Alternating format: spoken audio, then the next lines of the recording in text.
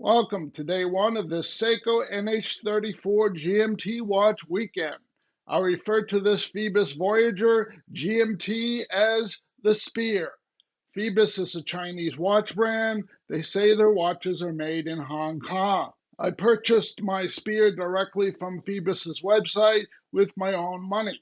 It was shipped to me quickly from within the United States. The Spear is currently selling for $320 on Phoibos' website after their 20% off coupon is applied. The Spear comes in this nice zippered faux leather watch case. It comes with a bent instruction pamphlet for using the GMT, an unstamped 2-year warranty card, a generic instruction manual, which you won't need, a repair application form, and a return information form. I'm going to talk about the elephant in the room first, which is the Spear's identity crisis. The Spear has a chunky diver-style case design. The case is thick at 14.5 millimeters. I'm not going to complain about the thickness because this is part of the watch's overbuilt, tooly aesthetic. The case is all brushed. The message that the Spear's case is giving is, I'm tooly, I'm manly, and I'm here to do a rough and dangerous job. We also have a non-flashy, non-nonsense dial that says, I'm here for the express purpose of telling time underwater with great clarity so that you could direct your full attention to killing multiple henchmen of Bond villains underwater. Consistent with the Thule's case and dial design, we have thick 3.5 millimeter bracelet links. Again, I'm not complaining. These robust, masculine man watch links are consistent with the case. Now, on the bracelet, we have a really wide swath of polishing on the mid links. There's something really wrong in the state of Denmark. Why on earth would you put a bunch of polish on such a macho watch? It makes no sense. It is an egregious clash of styles. The polish is done nicely, but it's going to get all scratched up and ugly pretty quickly. While the end links are male, which increases the effective length of the case, I'll get into this later. The watch case saddles to my roughly 7-inch wrist pretty well. The main issue with the bracelet is its rigidity. The mid links do not move independently. They are faux mid links. This cost-saving measure by Phoibos has disastrous consequences for comfort. The bracelet wears more like a medieval handcuff than a watch bracelet. The good news about the bracelet is that it uses screw pins, though unfortunately the watch didn't come with a screwdriver. I give the bracelet a D. It is a really uncomfortable feeling bracelet. At first glance, the clasp looks perfect. It's robust, compact, has smooth edges, and has good operation. What you learn from wearing it is that the swing arm juts out way too far and pushes against your wrist. The Spear fits a maximum wrist size of about 8.2 inches, but this measurement is misleading because the clasp's swing arm juts out into your wrist. Before I put the watch on my wrist, I took out one link and tried on the watch. I was surprised by how tight the watch felt. Part of this was the rigidity of the bracelet causing discomfort. This thing is a stiffy, but part of it was the clasp jutting out, making the effective watch circumference less than what it actually is. I put the link that I'd taken out back into the bracelet and set the micro adjust for maximum tightness. The Spear feels looser than I normally wear watches, but I'd rather wear this rigid bracelet looser than tighter. There's something seriously wrong when a guy like me with an average size wrist can wear a watch unsized. I usually need to remove 2 links from a bracelet.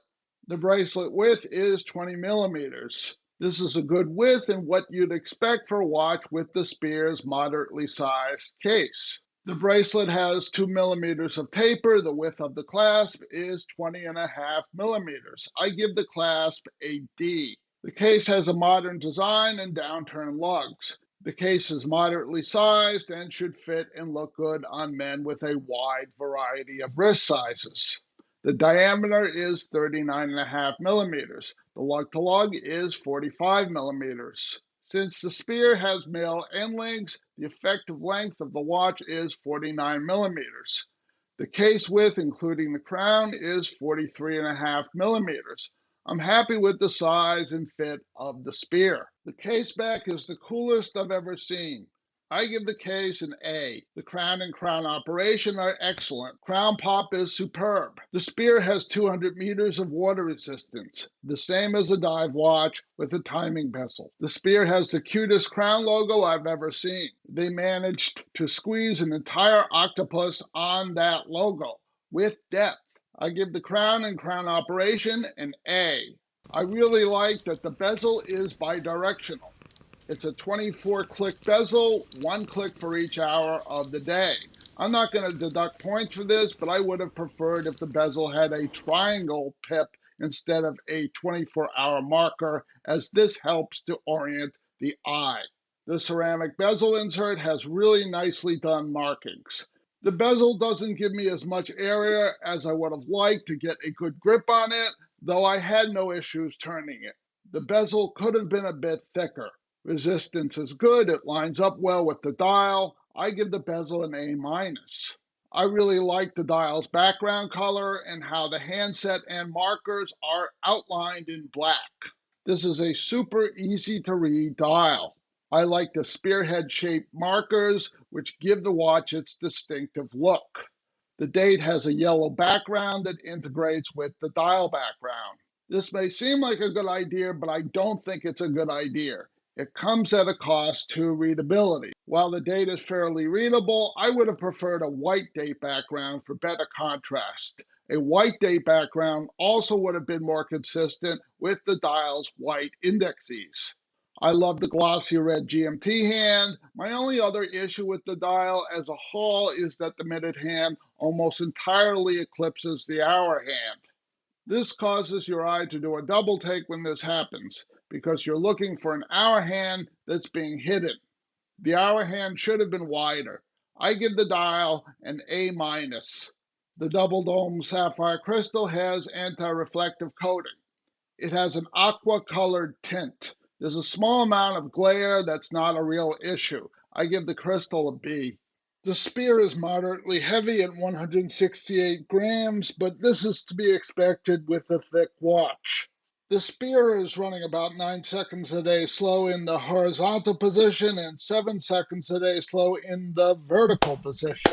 Come on and loom! Come on and loom! Come on and loom! Hi, I'm Cynthia, and I can do this, and you can't! After 3 hours, everything but the GMT hand, which wasn't visible, was still very bright. I give the Spear's Lume a pass. A watch is only as good as its bracelet. I give the Spear an overall grade of D. Phoibos' attempt to give us an engineer-style bracelet with fake mid-links is beyond nervy. Phoibos' wacky idea of putting such a broad area of polish on a bracelet of a Thule dive-style watch like the Spear makes me believe that they have absolutely no idea what they're doing.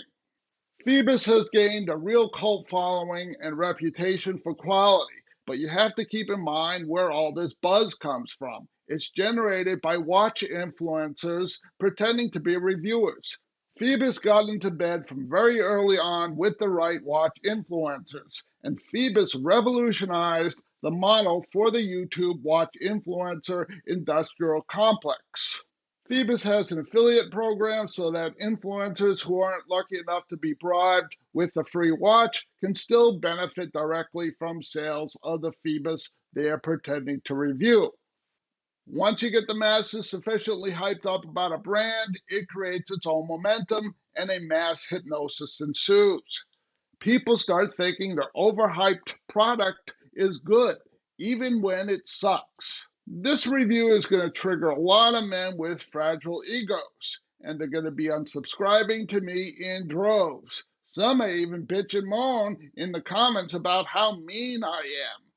We don't need your kind here. This is a review channel for real men of sophistication. So go run home to mommy. Stay tuned tomorrow for another Seiko NH34 GMT powered watch. Please like, please subscribe.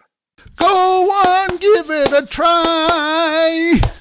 We're all gonna die. Come on and loom, come on and loom, come on and loom, come on and loom, come on and loom, come on and loom.